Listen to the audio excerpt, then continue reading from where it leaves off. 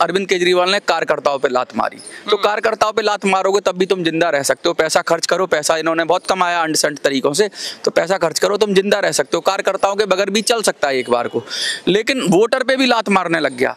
Voter कौन था? वो सीनियर सिटीजन था जिसकी वृद्धा पेंशन इन्होंने 7 साल से 8 साल से रोक रखी थी। वो ई रिक्शा वाला था जो अपना इसका पोस्टर लगा के, वो ऑटो वाला था जो इसका पोस्टर लगा के घूम रहे थे। और वो क्या करता था, वो लोगों से बात करता था। ई रिक्शा में कोई बैठ गया तो वो बताता था आम आदमी पार्टी बहुत अच्छी है, ये वो उसने कल को उसके साथ जब अत्याचार हुआ उसको लठ मारे गए, उसको चोर बोला गया, उसके लिए ऐसी पॉलिसी आ गई कि भाई उसका ई रिक्शा तोड़ दिया गया, नंबर की पॉलिसी आ गई, ई रिक्शा के सिंडिकेट पैदा हो गए, माफिया पैदा हो गए। आम आदमी पार्टी की पॉलिसीज, उसकी उद्दंडता, उसका अहंकार, उसका जो भी पॉलिसी है। और कहते हैं ना कि किसी नदी नाले में ज्यादा पानी आ जाता है तो बाढ़ आ जाती है। एक छोटा सा नदी थी, फिर वो नाला बन गई क्योंकि कांग्रेस बीजेपी का सारा कचरा आम आदमी पार्टी में चला गया।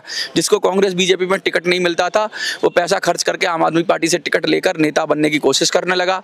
जो कार्यकर्ता थे, जो मेन क्रांतिकारी लोग थे, उन सबको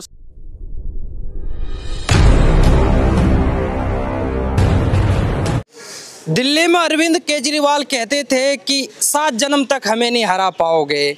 वो आम आदमी पार्टी बीजेपी को टारगेट करके, मोदी को टारगेट करके बोलते थे या जनता को।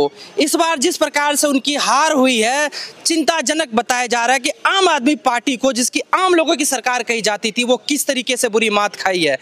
लोगों की चिंता की विषय ये सिर्फ बीजेपी की जीत नहीं है, आम आदमी की पार्टी की हार है, आम लोगों की हार है। और कैसे हार हुई है इस पे हम चर्चा करने वाले। हमारे साथ 2 सीनियर जर्नलिस्ट जुड़े हुए, एक्सपर्ट है। एक तरफ मनोज जी है तो दूसरी तरफ प्रकाश मेहरा जी। इस पे हम चर्चा करने वाले, वो जानकारी आपको मिलेगी जो शायद कहीं आपको नहीं मिलेगी। सबसे पहले मनोज जी, आपका स्वागत है हमारे कार्यक्रम में। क्या कहना चाहिए? हमें तो अपनों ने लूटा, गैरों में कहाँ दम था, अपनी कश्ती वहां डूबी जहाँ पानी कम था। अरविंद केजरीवाल के साथ ऐसा ही हुआ। अरविंद केजरीवाल जिस वोट बैंक पर आया था, गरीब, कमजोर, बुजुर्ग, सीनियर सिटीजन, ई रिक्शा, इस तरह के जो वोट बैंक पे आया था, ऑटो वाले, इसी वोट बैंक को उसने दरकिनार किया, इसी को बेवकूफ बनाया, इसी को पीड़ित किया, इसी को परेशान किया, इसी को इतना सताया कि वो लास्ट में खुद दिल्ली की सत्ता से बाहर हो गया। माफ करिएगा, बीजेपी जीती नहीं है। बीजेपी जीती नहीं। अगर बीजेपी जीत रही होती तो वो आम लोगों की हार हुई है। नहीं, आम आदमी पार्टी की हार हुई। आम लोगों ने तो सबक सिखाया है आम आदमी पार्टी को। कहते हैं ना कि उससे कहते हैं जब एक बहुत कहावत अभी मुझे याद नहीं आ रही, लेकिन कहूँगा अंधे के हाथ बटेर। अच्छा। तो बीजेपी वो अंधा है जिसके हाथ बटेर लग गई है दिल्ली के अंदर। इसका कारण खुद ही आम आदमी पार्टी पार्टी है इसके अंदर। आम आदमी पार्टी की पॉलिसीज, उसकी उद्दंडता, उसका अहंकार, उसका जो भी पॉलिसी है। और कहते हैं ना कि किसी नदी नाले में ज्यादा पानी आ जाता है तो बाढ़ आ जाती है। एक छोटा सा नदी थी, फिर वो नाला बन गई क्योंकि कांग्रेस बीजेपी का सारा कचरा आम आदमी पार्टी में चला गया। जिसको कांग्रेस बीजेपी में टिकट नहीं मिलता था वो पैसा खर्च करके आम आदमी पार्टी से टिकट लेकर नेता बनने की कोशिश करने लगा। जो कार्यकर्ता थे, जो मेन क्रांतिकारी लोग थे, उन सबको साइड लगाया। फिर पहले तो कार्यकर्ताओं को साइड लगाया, कह रहा उनको क्या बोलता था ये आम आदमी पार्टी का केजरीवाल कहता था तुम जाओ, तुम्हारी जरूरत नहीं।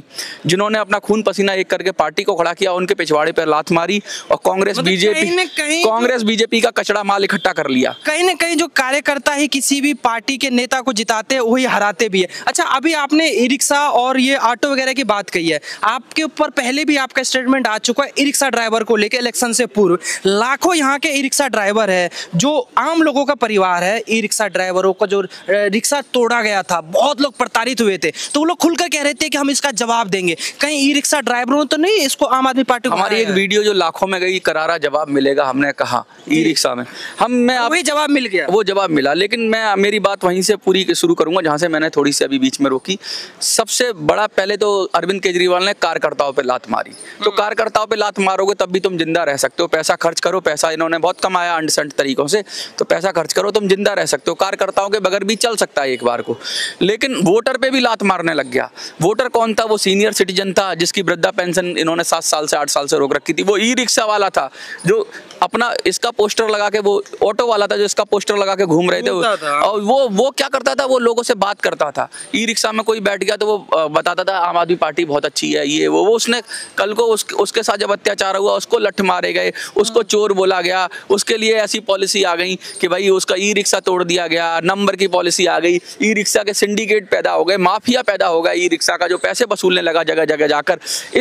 अगर आपका स्पेशल नंबर पे कोई निशान लगा दिया, ई रिक्शा पे कोई संकेत लगा दिया पुलिस ने या किसी ने, तब तो वो ई रिक्शा चल रहा है। नंबर और फिटनेस के नाम पर जिस तरीके से आम लोगों को परेशान किया गया, तो इसका फायदा किसको मिला? इसका फायदा किसको मिला? इसका नुकसान बता सकता हूँ किसको मिला। फायदा तो जग जाहिर है कि जिसकी सरकार बनी उसी को मिला हो, उसी को फायदा मिला, लेकिन उसके कर्मों से नहीं मिला। बीजेपी का तो एलजी था, उसने भी बहुत अत्याचार किया ई रिक्शा वालों पे, लेकिन हाँ, क्योंकि वो तो चुना हुआ नहीं था तो उसको सबक, एलजी को कैसे सबक सिखाएंगे ई रिक्शे वाले? एलजी को सबक नहीं सिखा सकते। लेकिन जो मुख्यमंत्री था, जो अपनी नशे में बैठा हुआ था, ये कह रहा था दिल्ली में हमें कोई यहाँ से हटा नहीं सकता, 7 जन्म लगेंगे, 17 जन्म लगेंगे, 7 घंटे में तिया पाचा कर दिया उसका, आज गायब है।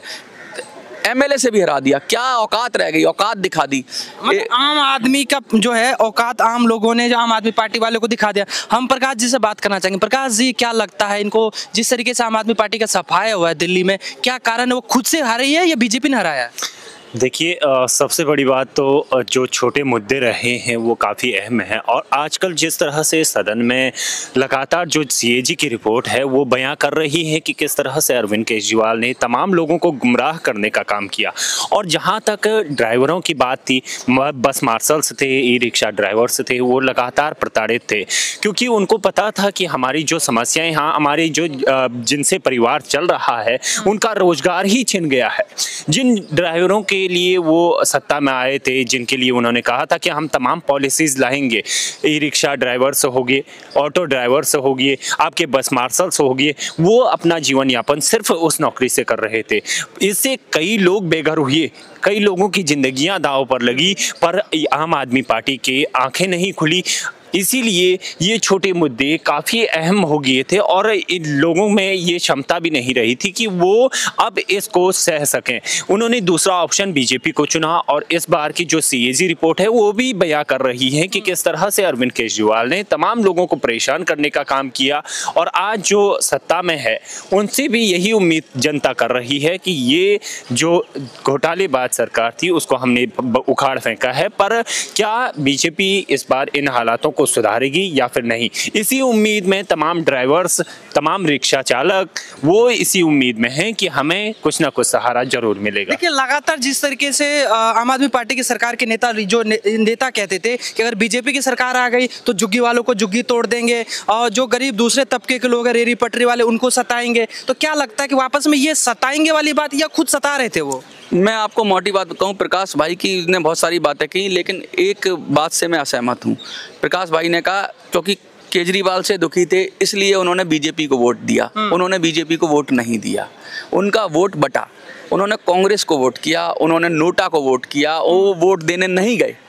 लेकिन बीजेपी से तो वो वैसे ही दुखी थे। एलजी ने जब लठ चलाया, एलजी ने डंडा चलाया ई रिक्शा वालों पे, मैं खासकर ई रिक्शा वालों की बात करूंगा, तो भाई साहब कोई अगर मुगालते में रहे बीजेपी की, बीजेपी बहुत अच्छी थी, उसका एलजी बहुत अच्छा था, उसने कोई अत्याचार नहीं किया, उसने ऑर्डर वापस लिए अपने, जो तानाशाही वाले ऑर्डर, काफी दबाव के बाद जब हम लोगों की वीडियोस वायरल हुई।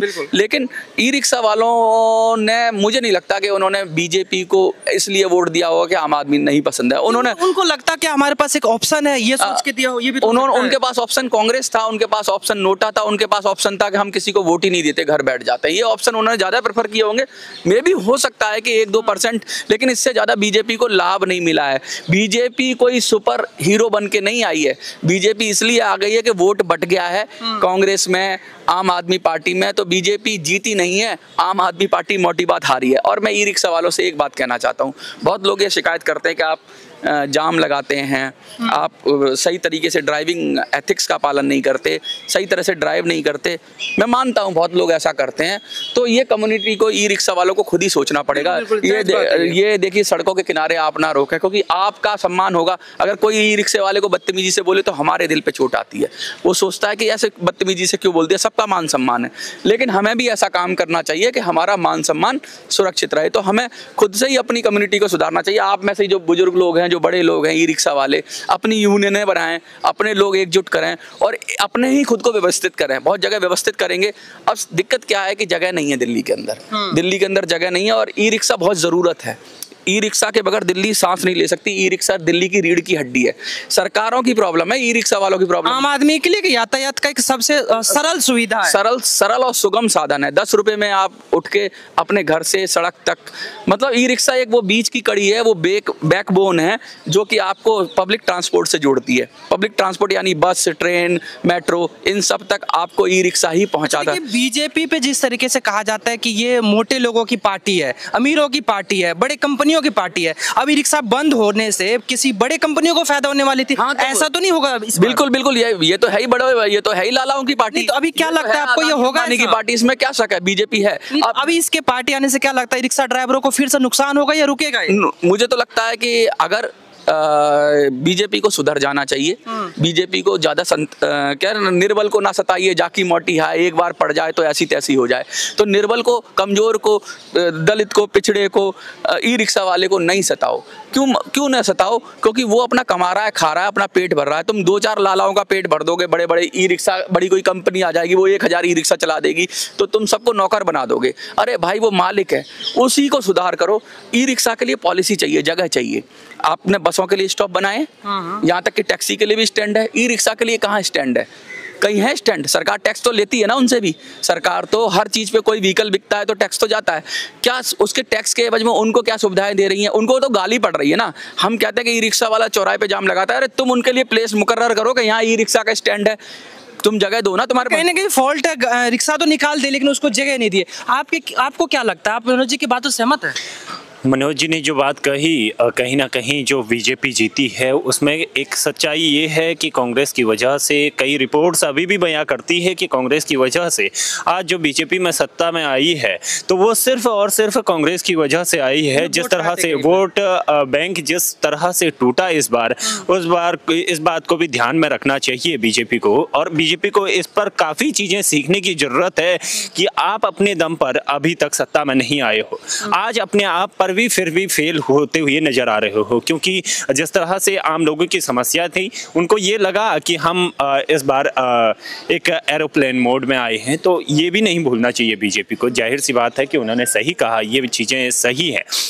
और जहाँ तक ई रिक्शा की बात की और ई रिक्शा स्टैंड की बात की, तो इस पर भी मैं सहमत हूँ कि ऐसी कोई व्यवस्था सरकार को करनी चाहिए और इस पर सख्त एक्शन वही है कि गरीबी हटाओ, गरीबी को मत। बिल्कुल ऐसा ही होना चाहिए। अगर आपने बस के लिए स्टैंड बनाया है, टैक्सी के लिए स्टैंड बनाया है, तो ई रिक्शा के लिए भी स्टैंड होना जरूरी है। जिस तरह से आपने कहा कि हम ताबड़तोड़ एक्शन हर चीज पे ले रहे हैं, यमुना पर ले रहे हैं, तमाम आरती वगैरह हो रही है, तो आम लोगों की जब समस्या है उस पर भी सख्त एक्शन लेने की जरूरत है। जहां से एक आम लोगों ने आपको अगर चुनकर भेजा है, तो आम लोगों की समस्याओं को सबसे पहले रखना चाहिए। क्योंकि जो ई रिक्शा ड्राइवर हैं वो फर्स्ट प्रायोरिटी पे रहते हैं। जो छोटे तबके के लोग होते हैं, जो मध्यम वर्ग के लोग होते हैं, वो ई रिक्शा से ही आना जाना करते हैं, क्योंकि वहां पर खर्चे कम होते हैं।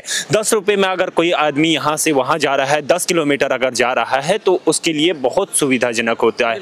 अगर आप ऑटो से जाते हो तो ऑटो से 100 से 150 रुपये लगते हैं। तो कहीं ना कहीं जो निचले तबके के लोग हैं उनके लिए बहुत ही सुगम यात्रा उसमें होती है। तो कहीं ना कहीं सरकार को इस पर सख्त एक्शन लेना चाहिए। और जिस तरह से उन पर एक तरह से अत्याचार करने की बात ई रिक्शा ड्राइवर्स ने कही थी और ऑटो ड्राइवर्स ने की थी, तो इस अत्याचार को बंद करने के लिए एक ही उपाय है कि इन लोगों के जो समस्याएं हैं उनको फर्स्ट प्रायोरिटी पे रखा जाए और सख्त एक्शन इन चीज़ों पे लिया जाए। बिल्कुल बिल्कुल, जिस तरीके से दोनों एक्सपर्ट की राय है, उन्होंने सही बताया है कि कोई पार्टी जो है बीजेपी जीती नहीं है, वास्तव में आम आदमी पार्टी हारी है। क्योंकि आम आदमी पार्टी जिस प्रकार से सत्ता में आई थी, तो हर किसी को लग रहा था कि दिल्ली जिस प्रकार प्रवासियों का मेन क्षेत्र है, ये यहाँ हर एक जगह के स्टेट के लोग रहते हैं, अलग अलग विचारधारा के लोग रहते हैं, तो किसी पार्टी खास विचारधारा की नहीं है, लेकिन आम लोगों की विचारधारा है यहाँ पर। अगर उसको सुविधा दी जाए, उसकी आवश्यकता को समझा जाए, मैं ये नहीं कहता हूँ कि फ्री के जो लालच है सिर्फ वही कारगर है, उसकी आवश्यकताओं को भी अगर समझा जाए, जो पार्टी समझ लेगी वही यहाँ पर राज करेगी। बाकी आपका क्या राय है कमेंट्स बॉक्स में जरूर बताएं। आप दोनों एक्सपर्टों को बहुत बहुत धन्यवाद।